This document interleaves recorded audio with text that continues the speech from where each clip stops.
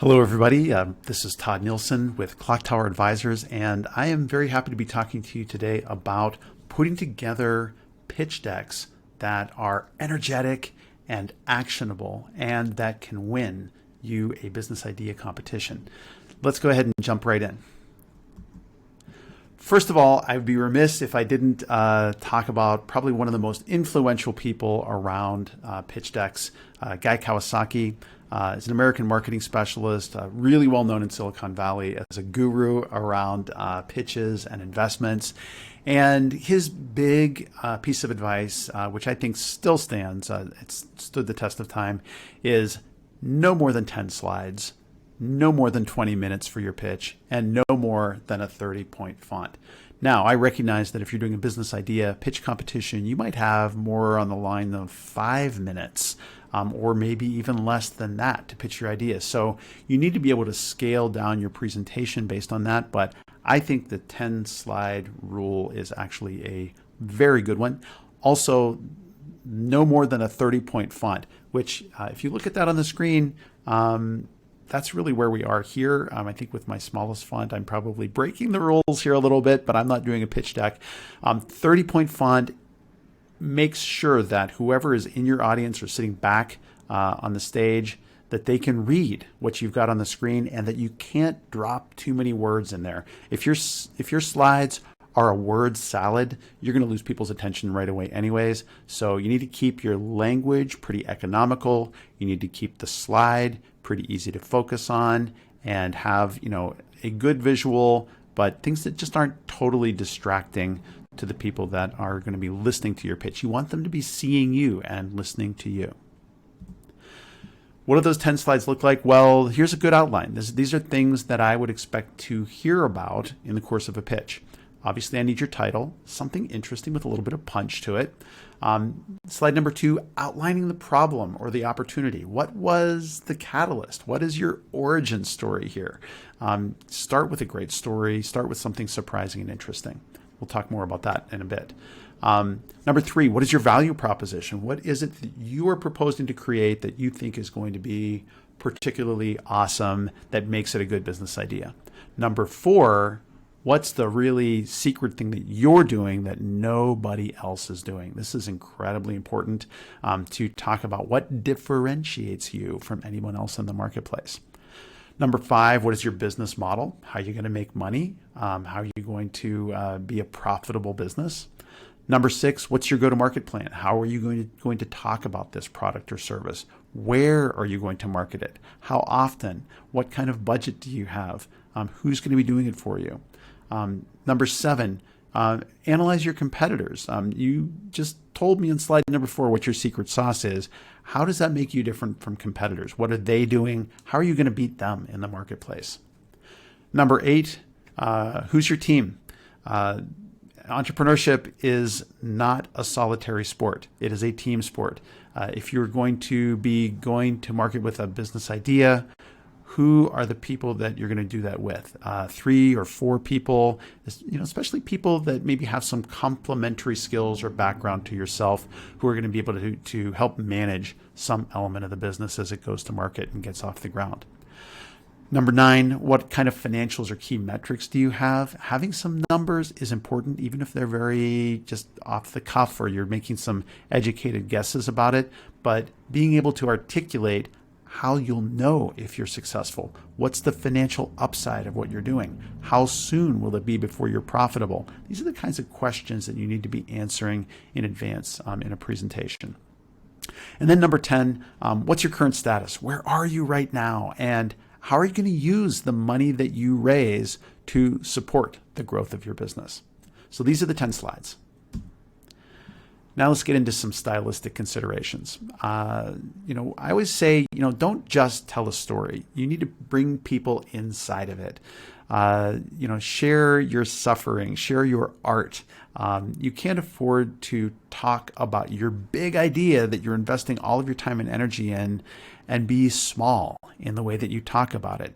This is not the time for you to be meek and retiring and modest about what you're trying to do. You're trying to do something ambitious, and very few people have the fortitude to go and try to build a business, to create a product on their own.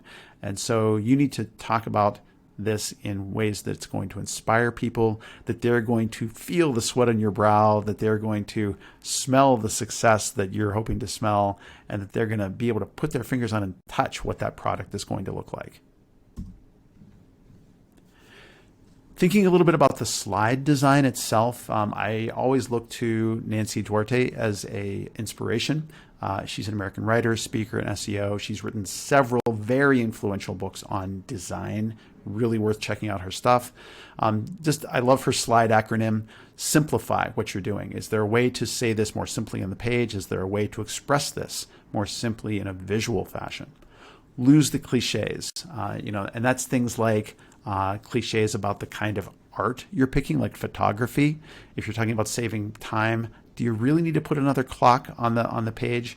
If you're talking about something in text, but it's jargony, or it's an overused phrase, can you say it in another way, or can you simplify it or eliminate that phrase altogether?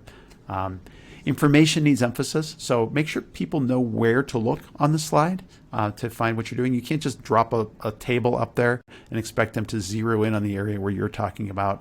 Give it some kind of visual emphasis. Give your words some kind of visual emphasis. Designate elements. In other words, don't randomly decorate your slide. Maybe have a regular layout of the slide.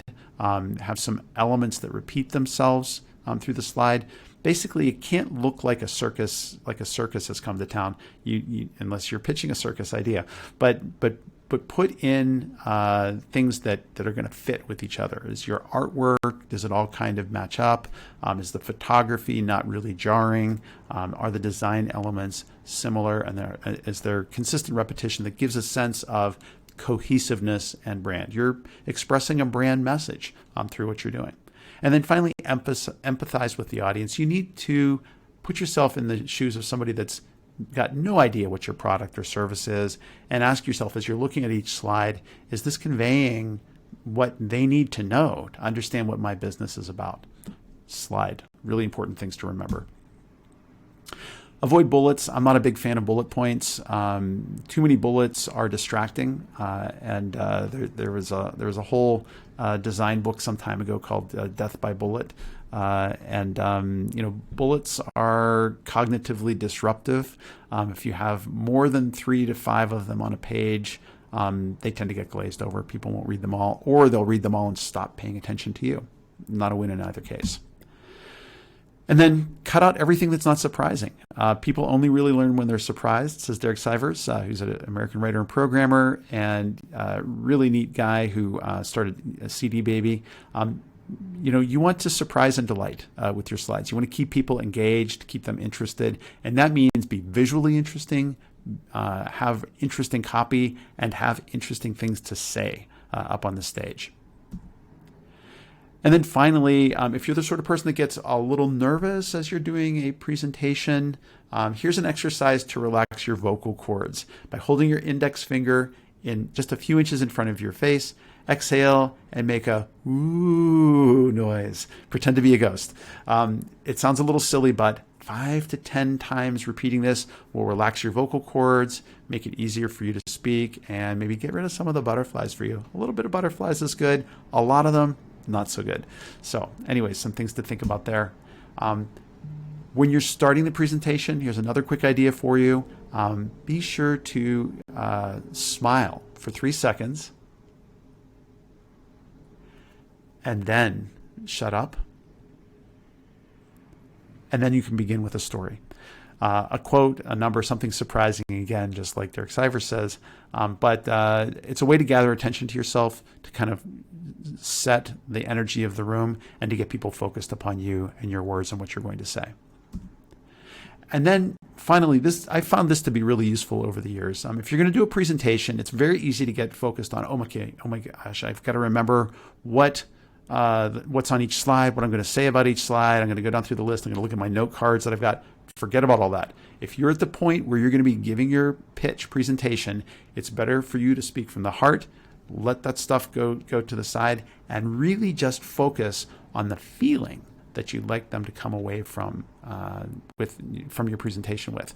What do you want them to get out of it? Excitement, curiosity, interest in investing? If you focus on the feeling that you want them to get, that's going to be infused with every slide that you put up on the screen. So those are some quick pieces of advice for you in 10 minutes or less, and I hope that you found them useful. And if you have more questions or would like to talk to me some more, you can reach out to me via LinkedIn or my Twitter account handle, which is at Todd Nilson, Toddnilson. Have a great day and have a great pitch.